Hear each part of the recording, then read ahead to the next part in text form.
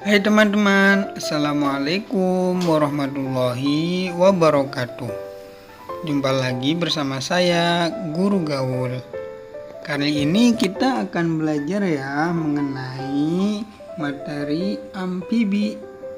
Oke, namun sebelumnya jangan lupa berdoa ya, semoga diberikan kemudahan dalam memahami materi. Berdoa mulai.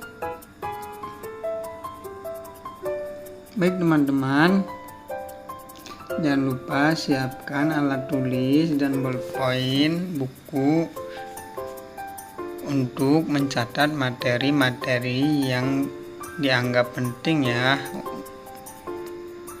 Pada materi ini kita akan membahas tentang amfibi. Teman-teman tahukah apa itu amfibi? Ya, seperti yang kita gambarkan di sini ada gambar katak ya. Katak termasuk dalam kelas amfibi. Nah, mungkin teman-teman pernah lihat nih hewan ini. Biasanya katak sering bermunculan di musim hujan kan ya.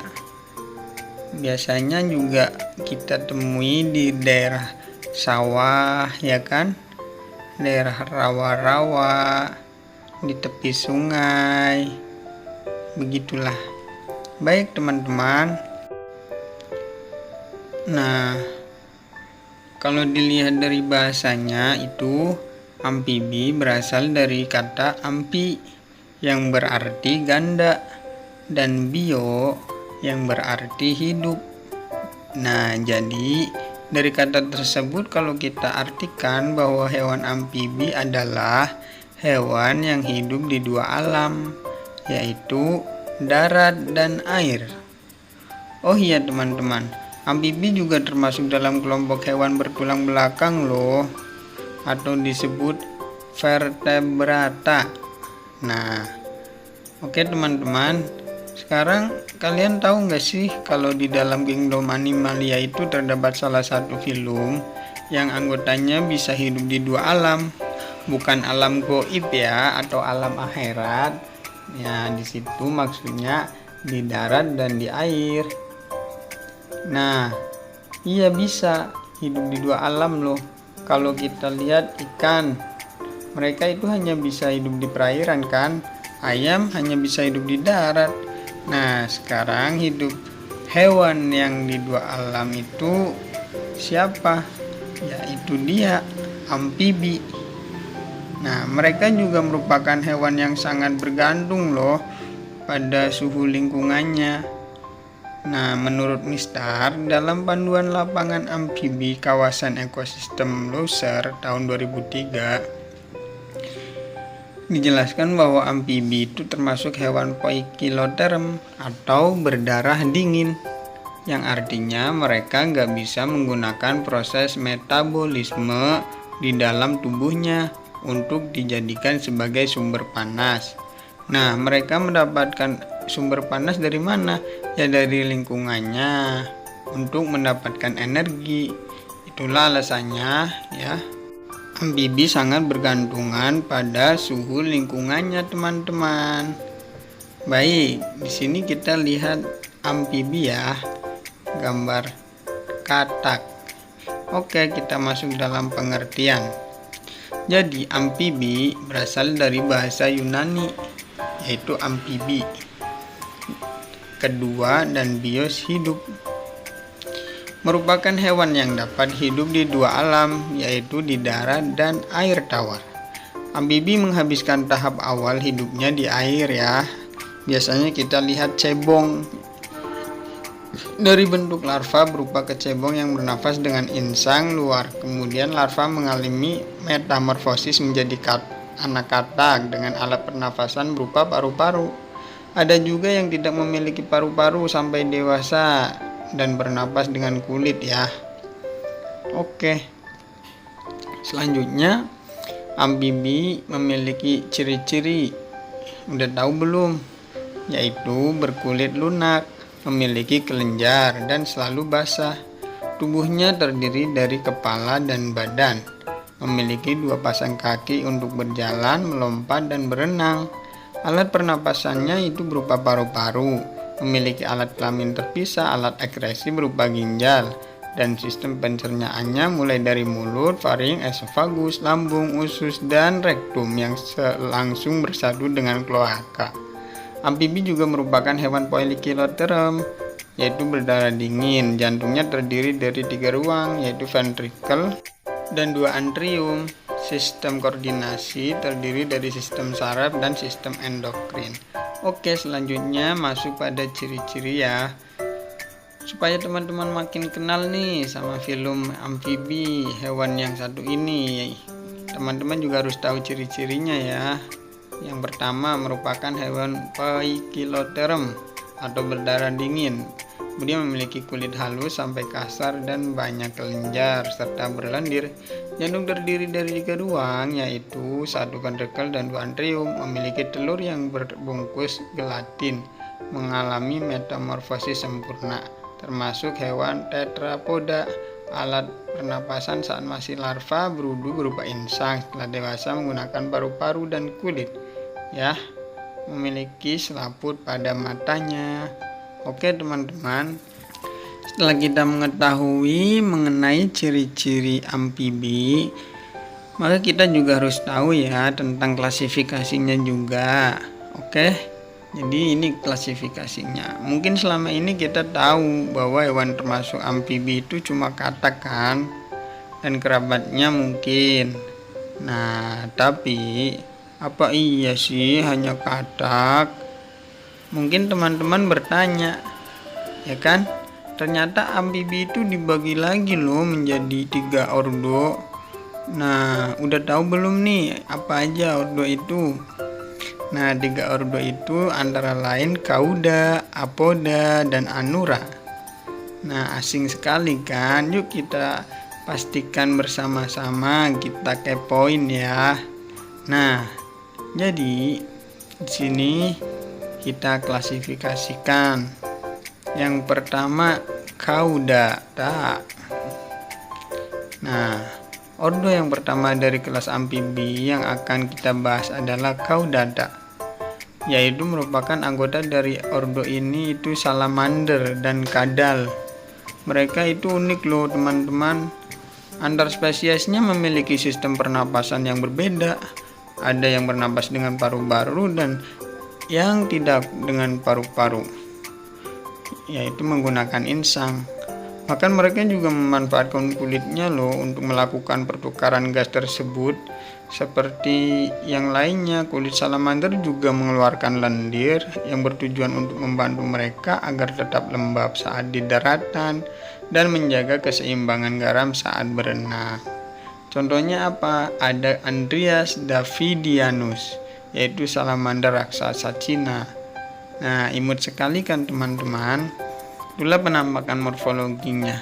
Di sini ada penampakan tulang belakangnya, vertebrata atau rangkanya. Nah, ini bagian anatominya. Oke, itulah bagian dari sistem reproduksinya atau fertilisasinya. Yang kedua adalah Gymnophiona. Nah, udah tahu belum Gymnophiona itu apa? Oke, ordo Gymnophiona itu atau Apoda yaitu mencakup bangsa Sesilia. Ciri-cirinya apa sih? Yaitu bertubuh panjang seperti cacing besar dan ular. Karena nggak punya anggota badan, mereka juga memiliki kulit yang berlipat-lipat. Namun mereka merupakan amfibi loh, penggali lubang. Tentu saja mereka dibekali kepala yang kuat dan tulang untuk membantu mereka menggali. Contohnya apa? Ada Letiopis bernisi, atau dalam bahasa Indonesia itu Sesilia. Mungkin teman-teman ini dikira anaknya ular, padahal bukan. Mereka termasuk dalam kelas amfibi. Oke, jadi jangan kepo lagi ya. Ini penampakan bagian morfologi sistem rangkanya, dan di sini juga digambarkan reproduksinya, fertilisasinya ya.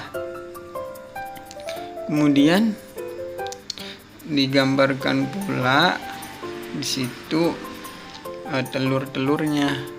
Jadi amfibi itu bertelur ya teman-teman. Oke, kita masuk pada klasifikasi yang ketiga, yaitu Anura. Di antara kedua ordo lainnya, Anura merupakan yang paling terkenal loh sebagai hewan amfibi. Anggota dari ordo ini adalah katak dan kodok. Nah, katak dan kodok beda loh teman-teman. Ada banyak famili di dalam ordo ini, namun di Indonesia hanyalah ada 7 famili, yaitu Bufonidae, Ranidae, Ditrolisidae, Megopridae, Rhocoprodidae, Microlidae, dan Bombinatoridae. Ciri-ciri Anura yaitu memiliki tubuh yang pendek, melompat, lidah terbelah dua, mata menonjol, dan tidak memiliki ekor. Nah, udah lihat kan beda Anura dengan katak ya teman-teman. Ini bagian sistem rangka tubuhnya, yaitu bagian tulang belakang. Oke teman-teman, ini bagian anatominya. Bisa teman-teman amati ya, atau kalau kurang jelas bisa di skip dan di screenshot. Oke, ini bagi sistem sirkulasinya. Oke, nah di sini ada sistem reproduksi. Baik, sampai sini apakah paham? Nah, sekarang kita akan membahas sistem pernafasannya ya, atau sistem respirasinya. Dan yang kita juga akan membahas sistem pencernaannya. Pada sistem respirasi atau pernafasan, katak menggunakan paru-paru. Sedangkan pada sistem pencernaannya bisa kita amati ya di situ. Kemudian selanjutnya kita masuk pada integrasi nilai Islam. Setelah teman-teman tahu mengenai tentang kelas amfibi, kita juga harus tahu ya teman-teman, kenapa sih Allah Subhanahu wa Ta'ala menciptakan makhluk yang bisa hidup di dua alam, yaitu di darat dan di laut. Nah, di sini ada ayat Al-Qur'an yang berkaitan dengan hewan amfibi. Nah, seperti dalam Al-Qur'an yang menjelaskan tentang kelas amfibi, yaitu pada Quran surat An-Nur ayat 45 yang berbunyi,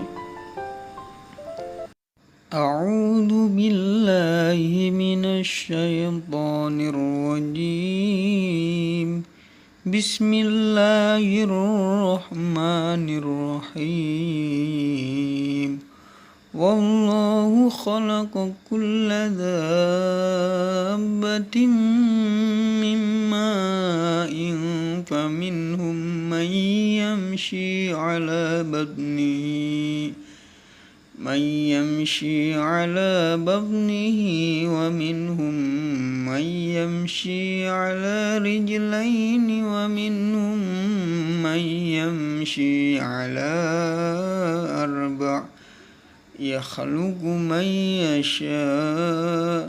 Innallaha 'ala kulli syai'in qadir.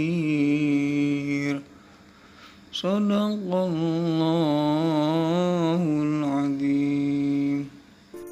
Artinya, dan Allah telah menciptakan semua jenis hewan dari air. Maka sebagian dari hewan itu ada yang berjalan di atas perutnya, dan sebagian berjalan dengan 2 kaki, dan sebagian yang lain berjalan dengan 4 kaki. Allah menciptakan apa yang dikehendakinya. Sesungguhnya Allah Maha Kuasa atas segala sesuatu. Quran surat An-Nur ayat 45. Baik teman-teman, Itulah integrasi nilai Islam pada materi kali ini. Semoga materi kali ini dapat bermanfaat ya. Terima kasih.